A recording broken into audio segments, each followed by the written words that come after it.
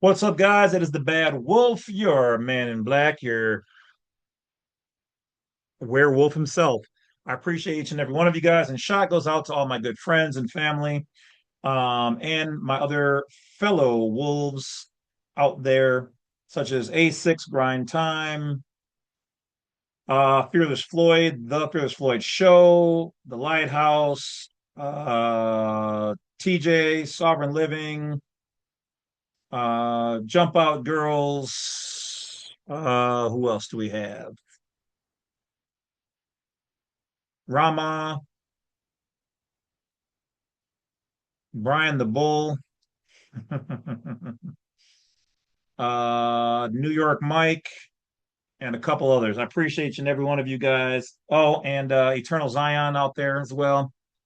All the people who throw me out. Also, shout to Brandon Joe and all the other good nationals out there doing their best to bring people this information. If I missed anybody, it just means that you didn't pop into mine. So make sure you hit that bell like and subscribe. Let's get into it. So, one of the things that have come up in the world of trust and law and things of this nature is people always ask me about trust. So now I usually direct people over to Ann LaFleur, so shot goes out to her as well. Um, Ann LaFleur over on the Fearless Floyd show is definitely the way you want to go with everything trust. I'm going to see if I can get her on my show at some point in time, or maybe even into one of the Zoom conferences. Maybe we'll just do one whole Zoom conferences on all the different trusts and stuff like that. We'll see if I can make that happen. But one of the things that comes up often is, people ask, what do I like better, revocable or irrevocable? I like irrevocable. And if you don't know the differences between those, I'm not going to go through all of them here and now because we've already done that. And I also have videos on that on jamesclovett.com. Okay. And plus, that'll be incentive to get you guys, if I can get Ann LaFleur onto my show to talk about trust and whatever else, to talk about all that then, because she will do a far better job. So we may have her come on and do like a little introductory piece, and then you guys can go take her courses and all that kind of stuff over there. And then maybe have her do like one of the paid Zooms, and then you guys can go through and get all that kind of good information. We'll work on that in the private. Anyway, so one of the things that always comes up with the irrevocable trust is, can the irrevocable trust be changed? People are often under the misunderstanding that it cannot absolutely be changed. But yes, it can be. But there are specifics with it. So let's take a look.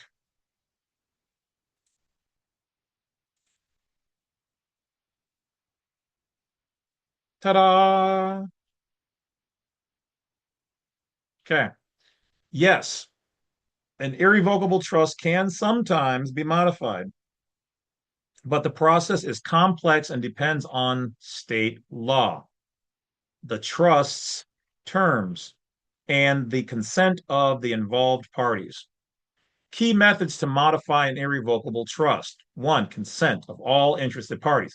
If the grantor, the person who created the trust, is alive and willing, and all beneficiaries agree, the trust can often be modified or even terminated, regardless of the original purpose of the trust. When the grantor is unavailable, beneficiaries may still consent to changes, but courts typically require that the modification does not undermine the material purpose of the trust, such as a spendthrift clause that protects assets from creditors. Two, trust protector authority. Some trusts appoint a trust protector, an individual with powers to amend or modify the trust for valid purposes, such as responding to tax law changes, adjusting beneficiary interests, or replacing a trustee. The scope of a trust protector authority is defined in the trust document and may vary by state. Now, of course, we know we can do an irrevocable trust with different modifications on our own that's not operating under the state's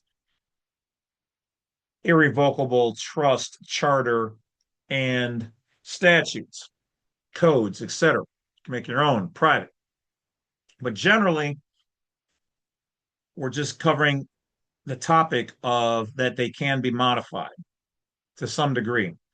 Decanting. Decanting allows a trustee to transfer assets from an existing irrevocable trust into a new trust with updated terms, provided the material purpose of the original trust is preserved.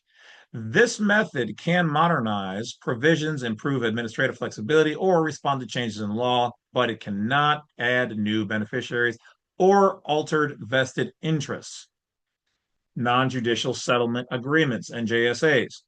Some states permit trustees and all interested parties to agree on the administrative or minor modifications without going to court. This approach is often faster, less expensive than judicial intervention, but it requires careful adherence to state laws and the trust's terms. Court-approved modifications. Courts may modify an irrevocable trust in limited circumstances, such as unforeseen events that make the original terms impractical, wasteful, or contrary to the seller's intent. Courts may also correct errors or ambiguities in the trust document. Judicial modification is generally more formal, costly, and time-consuming. Important considerations.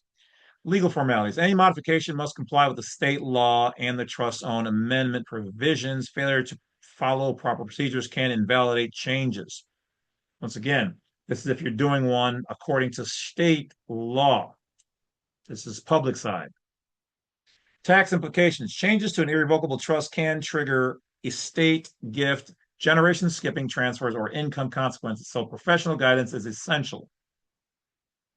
Beneficiary interests. All affected beneficiaries, including contingent or unborn beneficiaries, may need to be considered, sometimes through virtual representation and mechanisms. Summary. While irrevocable trusts are designed to be permanent, modern legal tools such as consent-based modifications, trust protectors, decanting, non-judicial settlements, and court intervention provide avenues for change. Each method has limitations and potential legal or tax consequences, so modifications should be pursued with careful planning and professional legal advice. Ergo, they can be changed to some degree. This is why when you create one, you want to make sure that you are putting in all of the goodies in it. Okay.